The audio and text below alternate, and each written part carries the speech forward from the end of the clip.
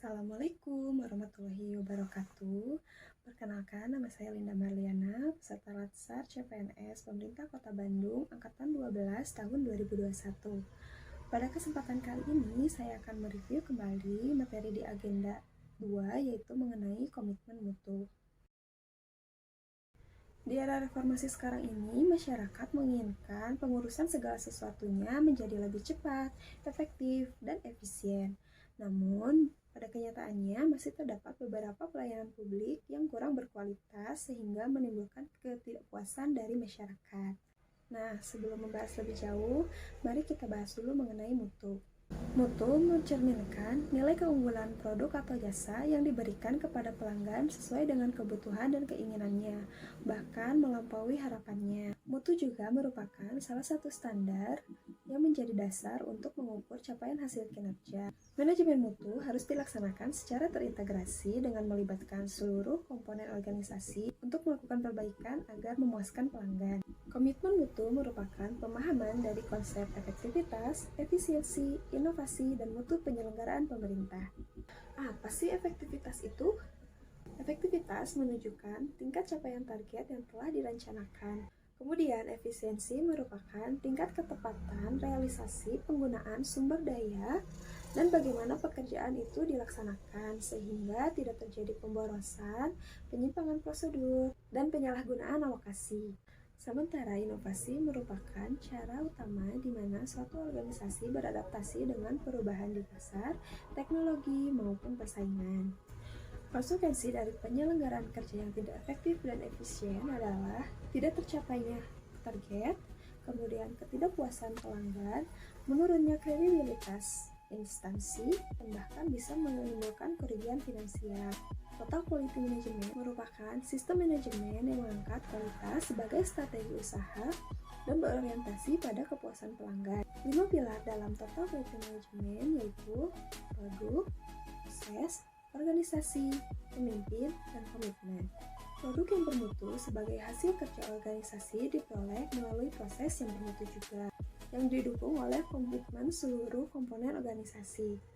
Organisasi tentu tidak akan mencapai target kelembagaan yang efektif, efisien, dan inovatif tanpa pemimpin yang kuat dan kredibel. Teknik yang dapat digunakan untuk perbaikan mutu diantaranya yang pertama ada teknik PDCA atau Plan, Do, Check, Act.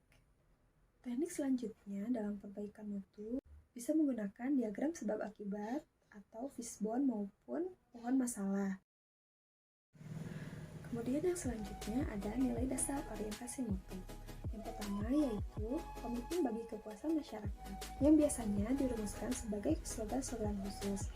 Misalnya untuk moto RSKGM yaitu kami siap memberikan solusi untuk masalah kesehatan gigi dan mulut Anda. Kemudian yang selanjutnya ada pelayanan yang cepat, tepat, dengan senyuman ramah. Nilai dasar orientasi mutu yang selanjutnya yaitu pemberian layanan menyentuh hati. Tanpa cacat, tidak ada kesalahan dan pemborosan, sehingga walaupun fasilitas seadanya, masyarakat tetap merasa nyaman dan puas.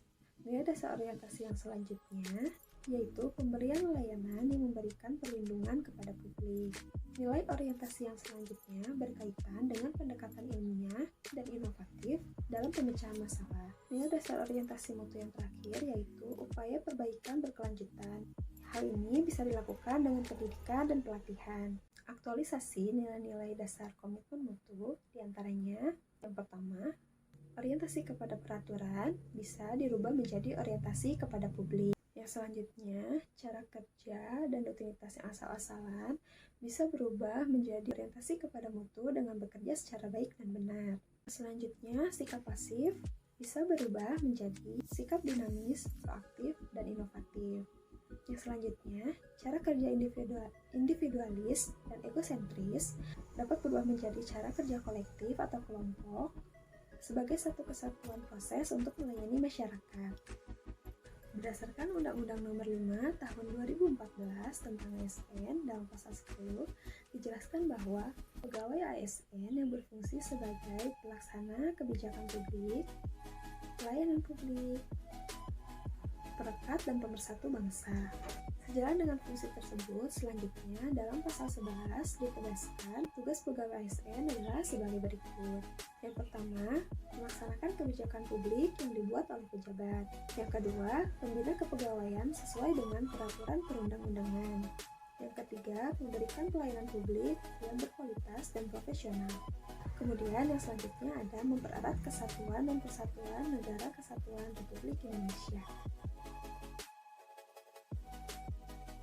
Peran pegawai ASN pada pasal 12 Undang-Undang Nomor 5 Tahun 2014 yaitu sebagai perencana, pelaksana, dan pengawas penyelenggaraan tugas umum, pemerintahan, dan pembangunan nasional.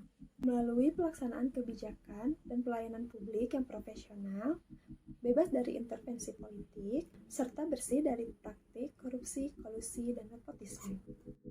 Pelayanan yang bermutu tidak boleh berhenti ketika kebutuhan customer sudah terpenuhi, melainkan harus terus ditingkatkan dan diperbaiki agar mutu layanan yang diberikan dapat melebihi harapan customer. Layanan hari ini harus lebih baik dari hari kemarin, dan layanan hari esok akan menjadi lebih baik dari hari ini. Doing something better and better. Sekian yang dapat saya sampaikan mengenai komitmen mutu. Semoga bermanfaat ya. Terima kasih. Wassalamualaikum warahmatullahi wabarakatuh.